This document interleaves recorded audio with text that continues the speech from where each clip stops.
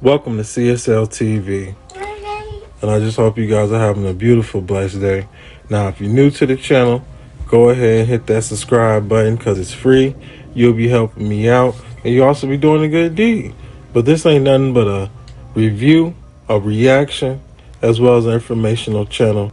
And as y'all see this, beautiful human being behind us, we about to get into some content that she created because this is new. Coffee and crime time. I'm liking how that sound. This story you're about to get into is a little interesting, but like I said, if you've been rocking with me, I appreciate you. Much love. I hope you beautiful souls out there having a great day, and I don't want to make this intro too long, so you already know. Let's get it. Autopsy revealed more than 15 blunt force fractures to the girl's body, meaning that this child had suffered long-term physical abuse. Opelika Baby Jane Doe, whose remains were found behind an Alabama trailer park in 2012, and who went without a name and without a backstory for over a decade, but now we know her name, and we believe we know who was responsible for her tragic and premature death. And that person is still alive and can face justice. Opelika, Alabama. This is where baby Jane Doe Opelika lived and died at the hands of someone who seemingly brutalized her for months, if not years. On January 28, 2012, police in Opelika, Alabama responded to a 911 call about potential human remains being found in Brookhaven Trailer Park in the 1700 block of Hurst Street. Upon arrival, first responders located the partial skull of a small child between the ages of 5 and 7 in the yard of a residence, and as they investigated further, the remainder of the child's remains were found in the woods behind the trailer on the adjacent lot, about 50 to 75 feet away from the skull. Near the remains, a child's long-sleeved pink shirt was found. The shirt had heart-shaped buttons and ruffles, and it was accompanied by a bundle of curly black hair. The remains of this child were sent to Quantico, Virginia for examination, and it was determined that the remains belonged to a female black child between the ages of 4 and 7. Autopsy revealed more than 15 blunt force fractures to the girl's body. There were fractures on her skull, her arms, her legs, her shoulders, and her ribs. And these fractures were in various stages. All right, so y'all know I'm like doing all this stopping stuff like these other YouTubers and folks be doing. It's like a commercial to me. You want to go ahead and hear the story and get right to it, right? And then we can talk about it, you feel me? But 15 fractures to the body, and this has been long-term stuff that's been happening to this little girl. And then just to know that this is the imagery, you know what I'm saying? Like, what the hell's going on? But again, shout out to this girl. All I know is coffee and crime time at the time, so let's get it. Fractures were in various stages of healing, meaning that this child had suffered long-term physical abuse. She was blind in her left eye due to a fracture of her eye socket. Shortly after the remains were found, law enforcement created and released a clay facial reconstruction of what Opelika Baby Doe may have looked like in life. It actually did help someone remember something. Shortly after police released this composite of baby Jane Doe, a lady came forward with pictures of a little girl she took in the summer of 2011 while teaching Vacation Bible School at Greater Peace Baptist Church. I do believe that this is the young lady whose remains were found in January of 2012. She did not remember the child's name, but told police her left eye was deformed, possibly blind. The woman who had come forward with the pictures was the teacher of this Vacation Bible School, and she claimed that the little girl who was there in the summer of 2011 had been slightly unkempt in appearance. She hadn't been very clean, and she was very quiet. She kept to herself. She didn't interact with the other children very much, and she had trouble communicating on the same level as the other children. The photographs were taken during the summer of 2011, and the Greater Peace Community Church was just 3 miles away from where the remains had been found. Unfortunately, all attempts to identify the little girl through church and school records failed. In January of 2022, the remains were sent to Othram Forensic Lab in Texas. And in October of 2022, they found a living relative, as close to a living relative as you can get, baby Jane Doe's biological father. 50-year-old Lamar Vickerstaff Jr. was born and raised in Opelika, Alabama. But due to his long career in the United States Navy, he's lived in different areas of the world: Norfolk, Virginia, Honolulu, Hawaii, and Jacksonville, Florida, which is where he was in December of 2022 when detectives from Opelika visited him at the Naval Station Mayport, where he was actually stationed with the Navy at the time. They went there to tell Lamar Vickerstaff that his daughter was dead.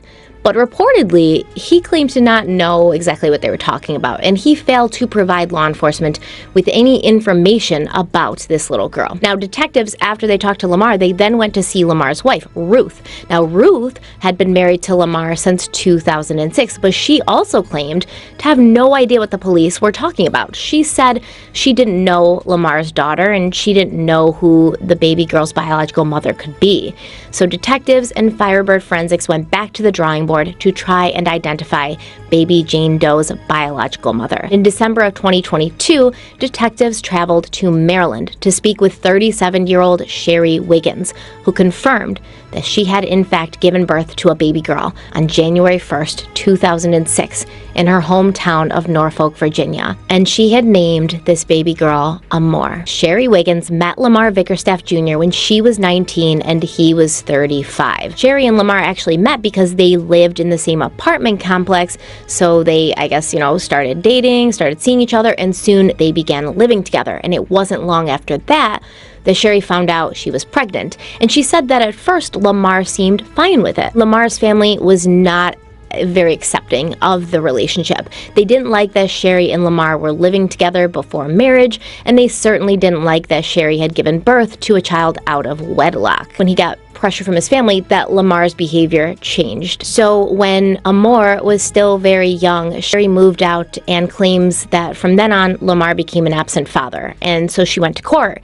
in order to try and get child support from him. When Amor was about 3 years old, Sherry Wiggins lost custody of her daughter. She said that there was a lot going on. She was dealing with some legal issues. She was going through an unstable part of her life. And after inspections of both her home and the home that Lamar lived in with his wife, Ruth, it was decided that the Vickerstaffs would get full custody of the 3-year-old girl.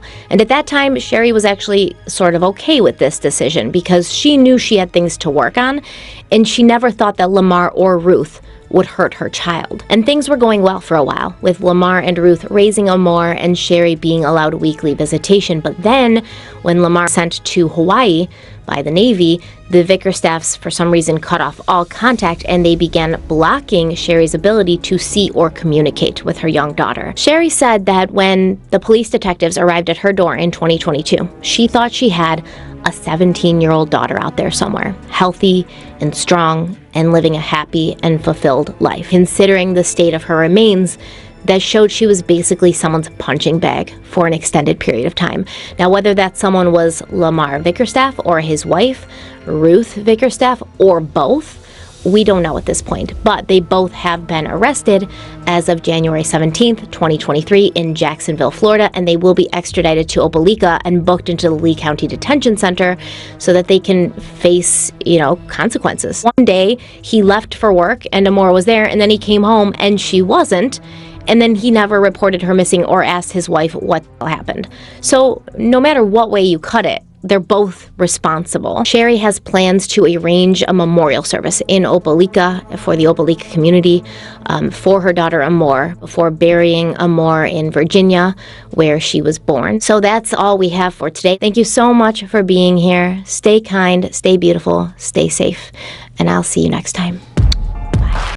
So you mean to tell me that he was with the mama, okay, whatever happened, as we heard what happened, he had custody, him and his, girlfriend, wife at the time had custody. He in the military, so he busy all the time. Now, for her to have those type of, fractures to her body long term, we know the mom didn't really have custody or was around her, and she wasn't alive that long. So why was the father letting someone harm, You know what I'm saying? Something that came from him. And he is technically the root of, you know what I'm saying, the whole child being born. So just to hear this, and then he was a military man, letting his daughter, and then like the story is just fucking, it took this long to find out who murdered this little girl, and they just now being tried.